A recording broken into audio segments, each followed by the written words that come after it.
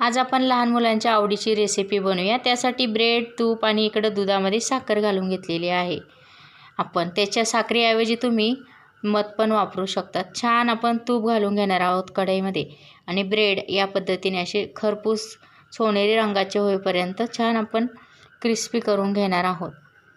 दोन्ही बाजूने आपण तूप लावून घेतले आणि मस्त आपल्याला हे ब्रेड सोनेरी रंग येईपर्यंत छान भाजून घ्यायचे आहे। नंतर आपल्याला थोडं थोडं करून दूध घालून घ्यायचे, जास्त नाही ओतायचं, एकदाच थोडं थोडं ओतायचं आणि छान जिरून द्यायचं आहे त्या ब्रेडमध्ये।